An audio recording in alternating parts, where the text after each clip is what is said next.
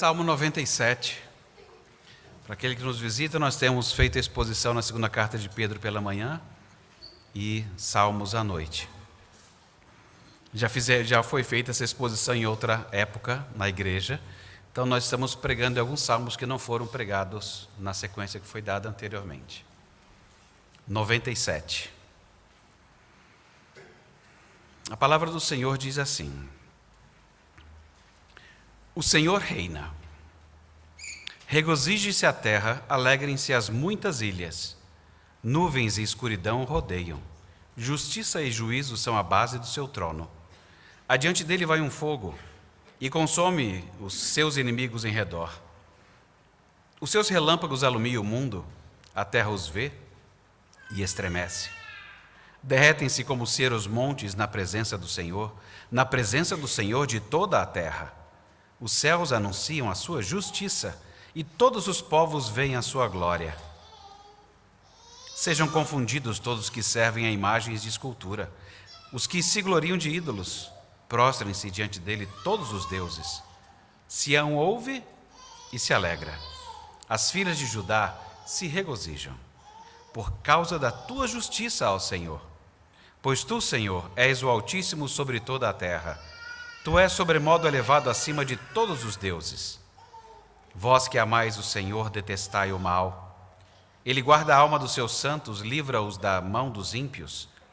A luz difunde-se para o justo e a alegria para os retos de coração. Alegrai-vos no Senhor, ó justos, e dai louvores ao seu santo nome. Vamos falar com o nosso Deus uma vez mais? Bom Deus e Pai, nós abrimos a Tua palavra, nós a lemos o Salmo 97 e rogamos que o Senhor nos ajude a ouvir a Tua voz. Nós oramos agradecidos, Deus, no nome de Jesus. Amém. Um pequeno rascunho antes de começar. O rascunho é o seguinte, bem curtinho. Os Salmos 93 até o 100, eles estão unidos por um mesmo tema. O tema é a celebração do governo de Deus sobre a terra. Ele livra o seu povo, e julga as nações. É basicamente isso, os Salmos 93 até o 100. Neste Salmo 97, nós temos como termos destacados alegria e justiça. E aí termos comuns depois eu mostro para vocês. Por isso que o tema, a alegria de haver um governante justo, é o que deu destaque a esse salmo. E o salmo ficou dividido em duas partes. Primeiro, alegria em face da glória e da justiça de Deus, e depois, alegria em face da idolatria vigente. O final do salmo eu uso na introdução e na conclusão. E o miolo, eu fiz duas partes dele. Como vocês podem ver, as palavras justiça, juízo, justiça, justiça, justo, retos, justos, muitas repetições.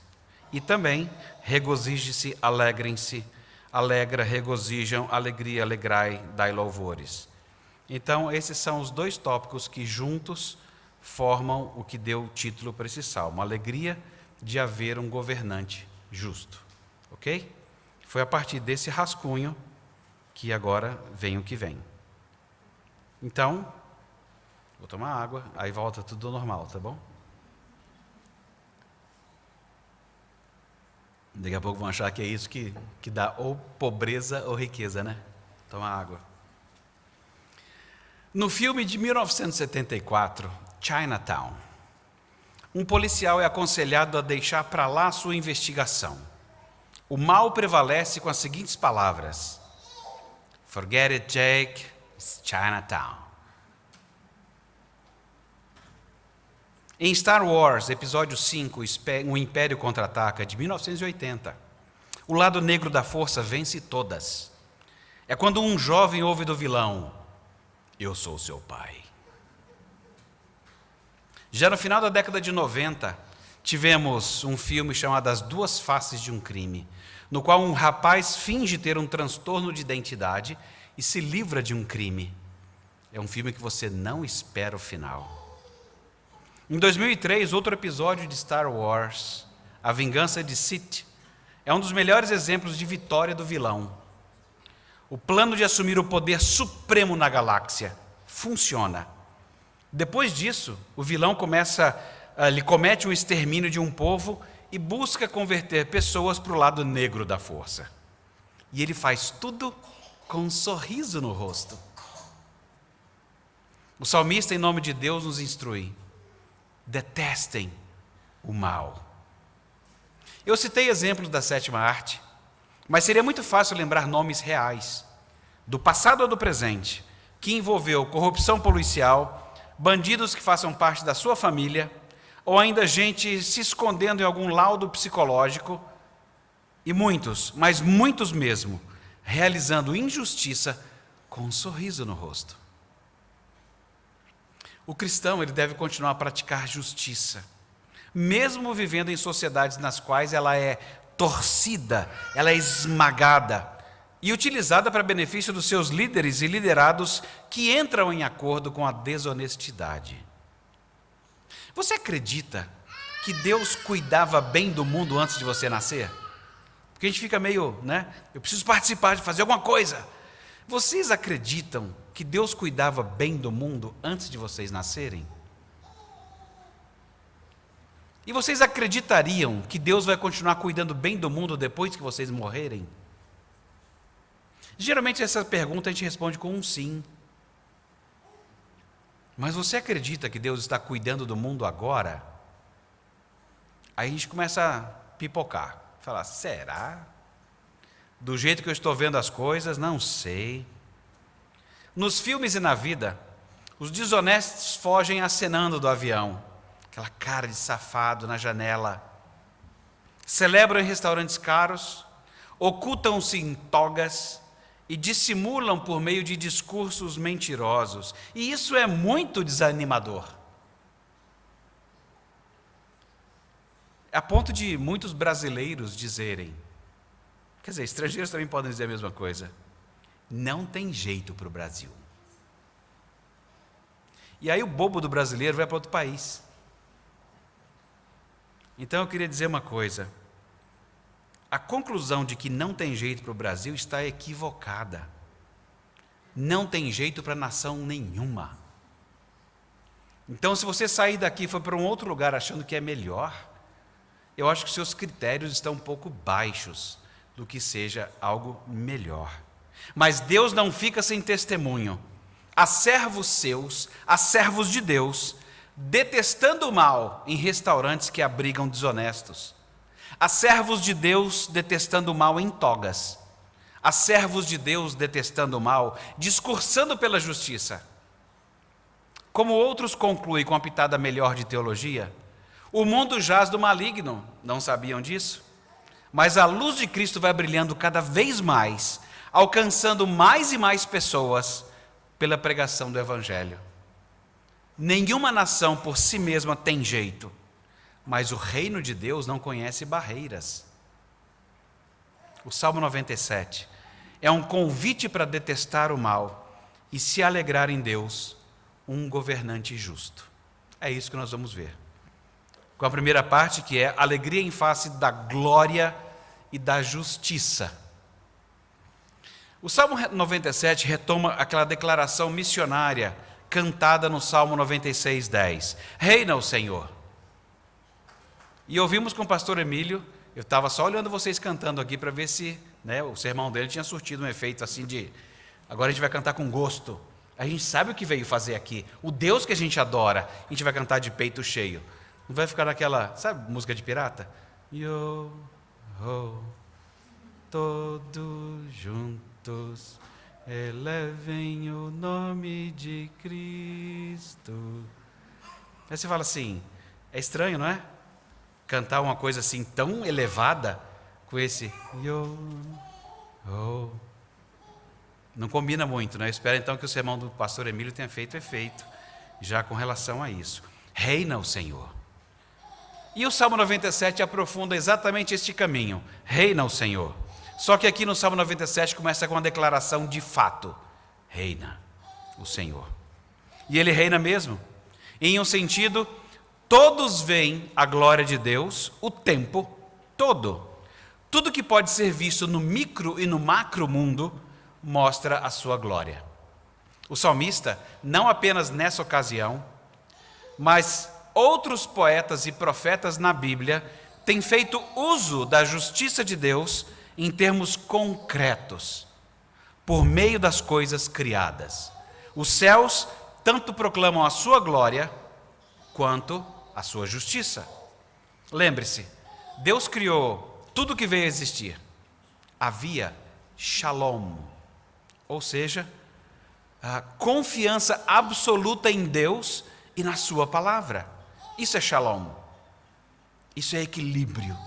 Confiança absoluta em Deus e na sua palavra. O resultado disso era a harmonia interna e externa. A gente não conhece nenhuma das duas, não é? Nem interna, nem externa. Quantas vezes você não conseguiu dormir porque sua cabeça não para? Você não consegue ter sossego. Às vezes você consegue, mas o desassossego te acorda. Não estou falando que é marido ou mulher, mas o desassossego te acorda é um boleto que você lembrou. Não quero colocar maridos e mulheres em problemas aqui. Pode ser um e outro. Às vezes o desassossegado ou a desassossegada acorda também. Mas havia esse equilíbrio, é assim que Deus fez. E como consequência, a atuação no mundo de todos os sujeitos, num lugar de shalom, ocorre conforme Deus projetou que fosse. Sejam seres celestiais, pessoas, mundo animado e inanimado, tudo funciona conforme Deus projetou. O verso 6 nos conta que os céus anunciam a sua justiça e todos veem a sua glória. Olha, podem ser criaturas microscópicas, bactérias, fungos, vírus, que podem deixá-lo doente, mas que mostram a glória de Deus. Afinal, trilhões de micróbios estão vivendo dentro e fora do seu corpo agora. Não adianta passar álcool gel, nem beber. Trilhões, não é isso, doutor? Está tudo contaminado. Não é à toa que quando a gente morre, ou quando uma carne, um bicho morre, ou qualquer coisa morre, desde que não seja o hambúrguer do McDonald's, esse aí não dá bicho, está comprovado. Mas se for qualquer carne de verdade, já vem bicho logo. Aí você fala, mas como? Você pode colocar isso dentro de um vidro. Já está lá. Então, trilhões de micróbios estão vivendo dentro e fora do seu corpo agora. E a maioria não o prejudica em absolutamente nada. Na verdade, eles até ajudam a digerir alimentos, protegem contra infecções e até mantêm sua saúde reprodutiva. As bactérias, aliás, têm sido usadas há muito tempo para criar produtos alimentícios, como queijo, iogurte, o picles, o molho de soja, o vinagre. As bactérias podem ser usadas ainda para decompor o esgoto, limpar vazamento de óleo, fazer biogás a partir do gás metano, criar drogas como antibióticos e vacinas. Nós não sobreviveríamos sem esse micromundo, as bactérias. Elas prestam importante serviço ao seu Criador. Acho que você nunca deu graças por isso, não é? Obrigado, Senhor, pelas bactérias, especialmente aquelas boas que estão no lugar dela e que deviam ficar lá mesmo, no lugar dela. Invertendo a ordem de grandeza, considere a UY Scuti. É uma estrela hipergigante, com um raio de cerca de 1.700 vezes maior do que o Sol. Não dá nem para pensar o que é isso, né? Amplia o Sol 1.700 vezes e vê o que vai acontecer, né? 1.700 vezes maior que o Sol. A maior estrela conhecida no universo hoje. Porque tinha uma estrela anterior que era 1.500 vezes o raio do Sol. Aí aparece essa aí. Ou pense no superaglomerado de galáxias chamado Grande Muralha Boreal, a coroa de Hércules. Ela é tão grande que a luz leva cerca de 10 bilhões de anos para se mover em toda a estrutura. A luz leva 10 bilhões de anos para se mover em toda a estrutura. Eu não sei qual é a sua ordem de grandeza, se é do micro ou do macro. Talvez a sua ordem de grandeza seja só o mirante da janela, a Cachoeira Santa Bárbara, ou quem sabe o Grand Canyon, ou o Everest. Talvez a sua ordem de grandeza seja Pirinópolis, não sei. E talvez o máximo de preocupação que você tenha com o micromundo seja com ácaros, Covid ou glúten, que nem é bicho, é só um composto de proteínas. Mas é coisa que você não vê. Os incrédulos mais azedos podem dizer apenas que, impressionante, tudo que existe é muito incrível. Alguém deve ter pensado em cada detalhe. Só vai para o alguém, o máximo. Preste atenção. São bilhares de razões dadas na criação para despertar os seus sentidos e fazer você enxergar a beleza e a justiça de Deus em ação. E é tudo tão impressionante que provoca um misto de adoração, alegria e temor. Pastor Emílio falou um pouco desse temor. Esse tipo de mistura, alegria e temor, eles são uma constante nesse universo, no micro e no macrocosmos. Pense bem. Uma pequena pandemia deixou você ansioso, preocupado, não é? Uma pequena pandemia. Porque é terrível lutar contra um inimigo que você nem enxerga. E o potencial desse micromundo de nos destruir completamente, como civilização, é real. Pense bem. Há massas aqui em cima gigantescas, maiores do que toda a Via Láctea, que poderiam esmagar o nosso planeta. Tem galáxias que comem outras galáxias. O que impede alguém de tomar leite? Via Láctea, entenderam? Tem que explicar, né? Via Láctea. Esse é o famoso tiozão, né? É um risco constante sobre nós. E o que é mais incrível é que essas ameaças nós também, elas são imensas, mas essas nós também não enxergamos, tanto quanto o micromundo. Mas o potencial desse macromundo nos destruir completamente como civilização é real. E sabe de uma coisa? Isso só não acontece por causa da justiça de Deus. Ele não permite que você seja esmagado por um instrumento inadequado. É Ele quem vai esmagar quem não estiver em Jesus Cristo. Ele não vai descontar em você. Ele não vai te punir de acordo com o que você merece. Porque a punição a ser executada por Deus precisaria acontecer sobre um ser humano perfeito. Por isso a justiça dele dá conta do micro e do macro mundo. E eles são um testemunho constante. Eles poderiam acabar com você. Mas é Deus quem não deixa isso acontecer. Desde o princípio do mundo, nós somos criados para exercitar a comunhão com Deus, uns com os outros e com a criação. A criação, portanto, é um testemunho diário, mesmo em sofrimento, da justiça de Deus, da harmonia, de não atrapalhar a vida dos outros porque ela funciona conforme Deus a projetou. É verdade que o pecado afeta toda a criação, mas o governante justo não deixou que isso afetasse as quantidades de nitrogênio, oxigênio e argônio na nossa atmosfera. A camada de ozônio passa muito bem, obrigado, na estratosfera. E muito mais, não daria para descrever em cada etapa tudo isso que Deus vem sustentando com a força do seu poder. A justiça de Deus não deixa de trazer noite e dia de forma igualitária, frio e calor, sol, lua, estrelas. A exosfera está lá com os satélites. As galáxias imensas não estão engolindo a nossa galáxia. As cigarras cantam, morrem e desaparecem. A secura do ar não é permanente nem em Brasília. Os pintinhos nascem depois de 21 dias. Enfim, a justiça de Deus pode ser vista por todos. Como Paulo ensinou aos Romanos, os atributos invisíveis de Deus, assim o seu eterno poder como a sua própria divindade, claramente se reconhecem desde o princípio do mundo, sendo percebidos pelas coisas que foram criadas. Esse momento de manifestações grandiosas do poder de Deus existiu. Ele criou toda essa expansão e também um micromundo. Mas depois de ter criado tempo e espaço, houve 3 ocasiões históricas específicas nas quais nós tivemos múltiplas manifestações do poder de Deus.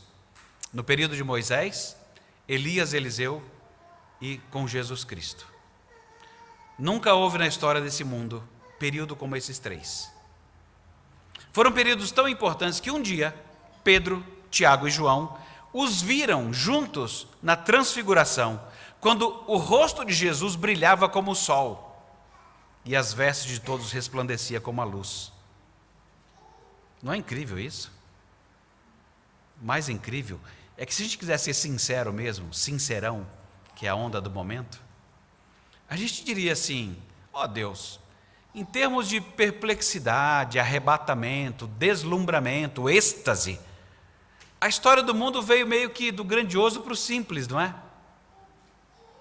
Da criação dos céus e da terra para um bebê numa manjedoura. Esse é o jeito que a gente vê. Como é que a gente consegue enxergar glória e justiça? Como entender isso? E eu queria ter escrito essas linhas que nós lemos. No Salmo do Senhor está escrito: ó Senhor, Senhor nosso, Salmo 8. Quão magnífico em toda a terra é o teu nome, pois expuseste nos céus a tua majestade. Da boca de pequeninos e crianças de peito, suscitaste força por causa dos teus adversários, para fazeres emudecer o inimigo e o vingador.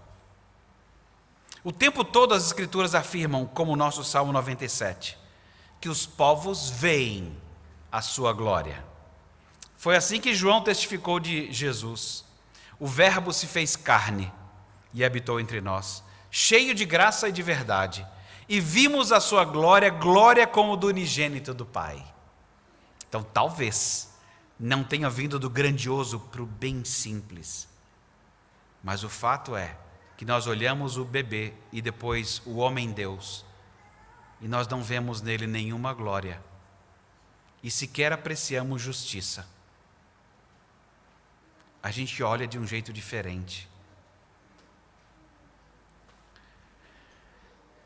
A glória nas coisas, é verdade. A glória no ser humano. Mas a glória de Deus é luz inacessível, como Paulo ensinou a Timóteo, a quem homem algum jamais viu. E Deus deixou ser visto em Cristo. Glória. A criação do mundo mostrou uma glória. A manifestação de Deus a Moisés e aos líderes no Monte Sinai mostrou também glória. A escuridão na criação, ela foi separada da luz. Mas ao redor do trono de Deus, na segunda, e também no nosso Salmo 97, o trono de Deus tem na sua base nuvens e escuridão. Sabem por quê? Isso gravita ao redor do trono de Deus, porque as trevas não são escuras para Deus. As trevas e a luz para Ele são a mesma coisa, o salmista disse no Salmo 139. A glória de Deus ela foi se tornando cada vez mais radiante até que chegasse no seu momento máximo. Jesus Cristo encarnado. Tem um presépio na entrada do meu condomínio, um dos mais feios que eu já vi. Feio, mas foi feio, mau gosto. Não vou nem convidar ninguém para ir lá para não ter que olhar aquilo. Mas de qualquer forma eu passo por ali e fico pensando: oh Deus, a tua glória se manifestou do seu momento máximo e fez nascer um bebê.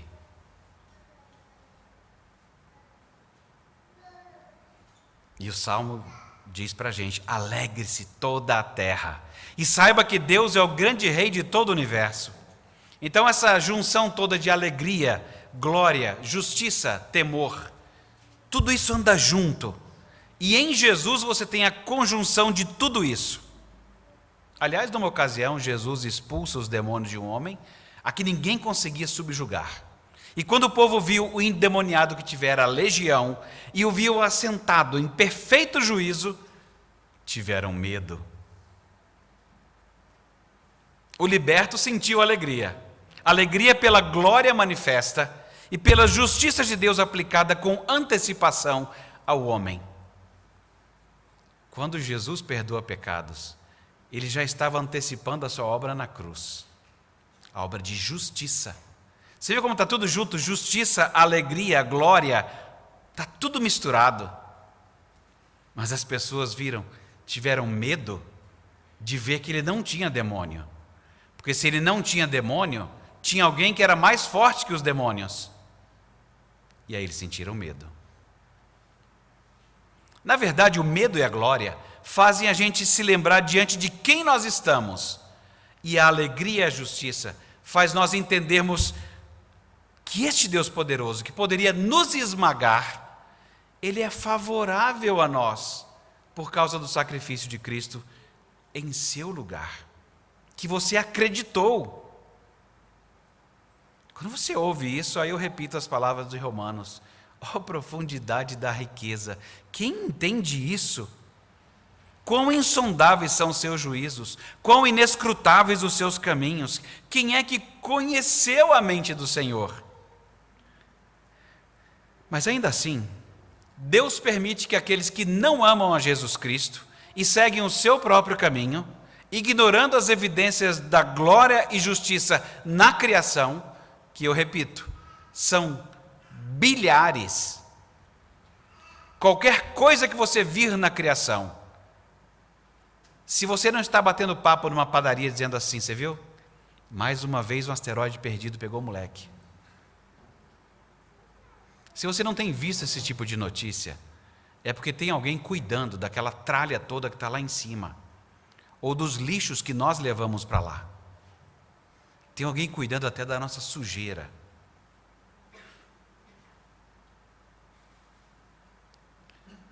Mas saiba de uma coisa: se alguém quiser continuar a ignorar as evidências de glória e justiça na criação, saiba de uma coisa: um dia Deus vai te derrubar, mas de jeito. E isso é inevitável. Agora, cá entre nós, não é por isso que a gente prega o Evangelho? Porque o Evangelho é o poder de Deus para chamar pecadores da morte. Nós mesmos não chamaríamos de sabedoria Jesus ser crucificado para morrer pelos nossos pecados.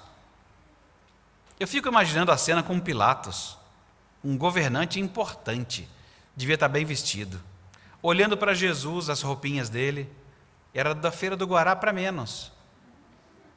E Pilatos olhando a cena, olhando a cara dele, e olha que eu gosto do Guará, viu? É meu shopping, é o Guará. Mas eu imaginando Pilatos olhando para Jesus de cima a baixo, olhando as sandálias, o rosto dele, e nada vendo que pudesse ser digno de um rei. Porque Deus mesmo ocultou o olhar da fé, para quando Ele der a fé. Caso contrário, ninguém verá a maior manifestação da glória de Deus encarnada. Mas ainda assim, Pilatos, mesmo não vendo, resolve colocar uma plaquinha lá: Jesus de Nazaré, o rei dos judeus. Um bebê, o Deus homem, mostra como que o que parece tolice de Deus é mais sábia do que a sabedoria dos homens. A regra do jogo do Evangelho é simples: quem perdeu, ganhou. A matemática da redenção foi a de milhares de ofensas canceladas por um ato de justiça. A lógica divina foi salvar quem não merecia. E tudo que essa pessoa precisa fazer é acreditar quando Deus diz que você não merecia e confessar que o sacrifício da cruz foi para você, para perdoar você. A presença do Senhor não conhece barreiras. Como o verso 5 deixa claro, os montes derretem como cera diante dele. Ou seja, quando Deus decide intervir em qualquer ponto da história, nada absolutamente o pode deter. O comentarista Richard Phillips diz que os milagres realizados por Jesus mostram seu poder soberano vencendo a miséria e a prisão, expulsando o domínio de Satanás. Nós podemos ver isso ao vivo e em cores, aqui, na nossa comunidade. À medida que a nossa igreja local cresce, cresce também a nossa alegria em ver que quantas pessoas em favor das quais o Espírito Santo irresistivelmente destruiu a falsidade, a superstição, a descrença, o pecado, a indiferença, a dureza de coração. Não há nada demasiadamente difícil na vida de qualquer pessoa que Deus não possa derreter e perdoar, e também derreter e transformar. Nada. Geralmente ficaremos apavorados em ver todo o poder nas mãos de um único rei. Mas é tão bom saber que Deus tem poder absoluto e tem mãos justas. Justiça e juízo são a base do seu trono. É por isso que toda a terra se alegra. Os céus, sim, salmista no 19, proclamam a glória de Deus. Os céus também anunciam a sua justiça. E todos veem. Deus não está sem testemunho há muito tempo. Das coisas grandiosas às minúsculas. As pessoas estão tendo um testemunho na criação. Deveria haver alegria. Mas também, além dessa alegria, tem alegria em face da idolatria vigente, que são os versos de 7 a 9. O salmista afirma confiadamente no verso 9: Tu, Senhor, és o Altíssimo sobre toda a terra. Tu és sobremodo elevado acima de todos os deuses. Queridos semeadores, mesmo em tempos turbulentos, descansem seus corações na soberania de Deus. Ele já cuidava de tudo antes de vocês existirem. Como é que Ele não cuidaria agora também? Nenhum pardal cai no chão sem o consentimento de Deus. E você está se lixando para pardal. O máximo que te incomoda até é pombo, não é nem pardal, mas serve para tudo que é bicho. Nenhum bicho do planeta cai sem o consentimento de Deus.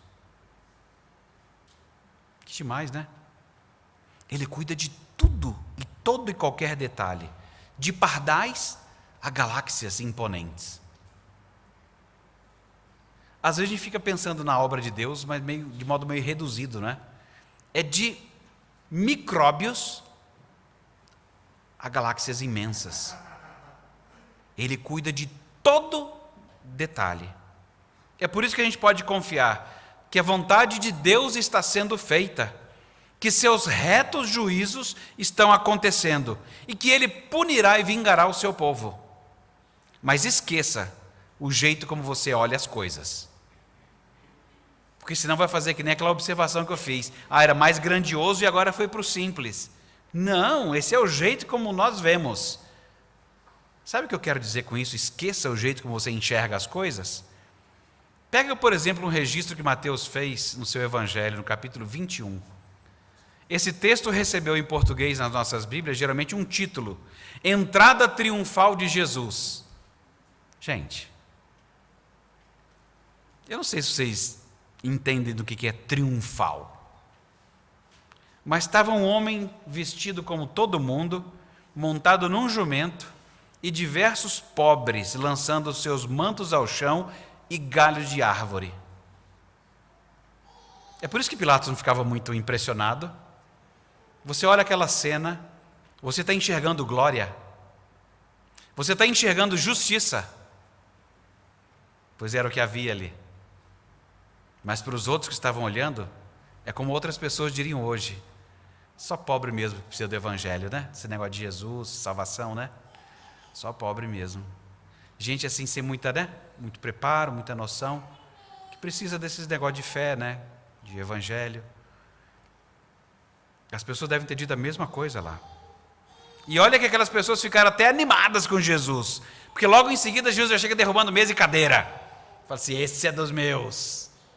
Já chega derrubando tudo. Era gente que estava desvirtuando a casa de Deus. Entretanto, à medida que o tempo passa, Jesus não organiza um exército para expulsar os romanos. Ele não faz isso. A multidão adoraria isso. Mas ele começou por limpar o templo da corrupção. E a corrupção não estava lá fora com os dominadores. A corrupção estava do lado de dentro, nas paredes santas. É assim que a primeira vinda de Jesus acontece. Jesus veio para conquistar o pecado e redimir o seu povo da ira de Deus. A gente fica muito preocupado com os opressores, não é?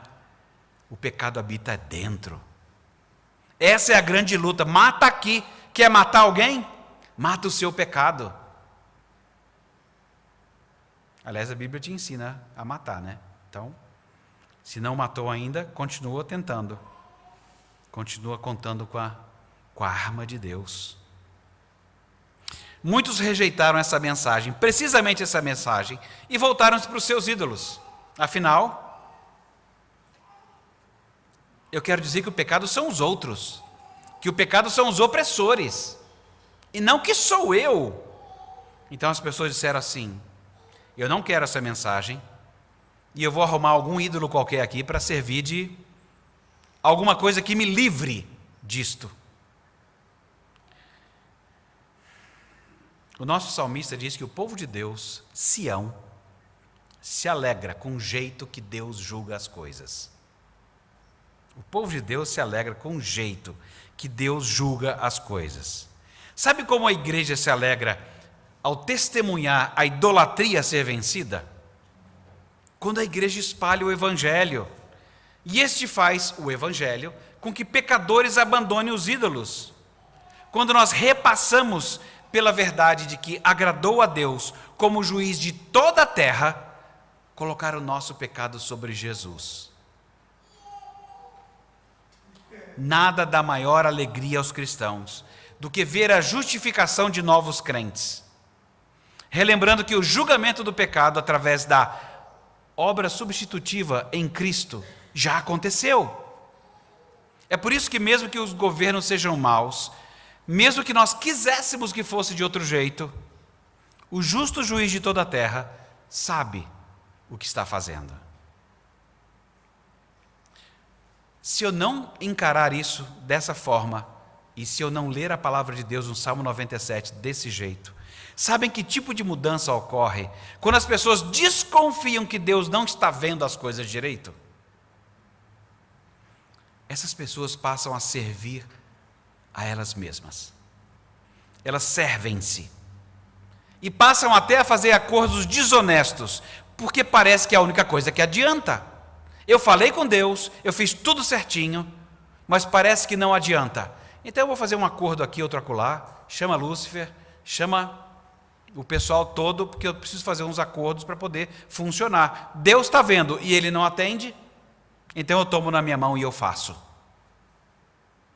Porque agora eu passo a mostrar que o que eu quero mesmo é servir a mim mesmo. Quando você desconfia de Deus desse tanto, você passa a servir a você mesmo. E esquece de tudo que Deus fez. O verso 10 diz o oposto. Deus é quem preserva a vida dos seus santos. Deus é quem faz isso. Amigos, não sejamos tolos. Há cada vez mais intolerância de governos no mundo inteiro, de sistemas educacionais, da mídia, com relação aos ensinos bíblicos. E eu acho que alguns cristãos percebem isso mais do que outros. E a saída que alguns líderes evangélicos têm achado, porém, é fazer alianças e se comprometer com a ajuda e de forças deste mundo, do que eles podem dar de força, mesmo que isso signifique tolerar impiedade grosseira. Tem líderes evangélicos indo por esse caminho. Eu tolero impiedade grosseira, mas eu preciso combater alguma coisa. Olha, em termos de liberdade de consciência, cada cristão vai tomar atitude ou votar de acordo com o que você pensa ser melhor para o país. Ninguém vai te constranger a isso, não aqui na Semear. Mas que Deus nos guarde de nunca ser o caso do seu povo comprometer ensinos bíblicos claros, ou se aliar a ímpios apenas pelo fato de temerem ameaças desse mundo. É Deus quem preserva a vida dos seus santos, ninguém mais. É Ele quem os livra das mãos dos ímpios. Jesus não convocou soldados, mas semeadores da sua palavra. Em um dos seus comentários, Calvino escreve o seguinte: ainda que o justo possa ser banido do mundo, e lhe seja impossível aventurar-se sequer na arena pública, e que tem que ficar se escondendo, Deus continua a espalhar a sua alegria, como o evangelho que foi espalhado, e Ele restaurará a luz de alegria que alguém tentou apagar. Por isso, a gente termina como salmista. Por isso, alegrai-vos no Senhor, ó justos. Vocês perceberam que nós somos chamados de justos? Isso não esquenta seu coração? Eu fico feliz às vezes quando a pessoa fala assim: cara, tem gente aqui. Eu falei: cara, gente, sou eu. Eu já fico emocionado quando te chamam de gente, porque tem hora que você é tratado com menos que isso. Deus está dizendo: alegrai-vos, justos, e dai louvores ao seu santo nome. Vamos fazer isso?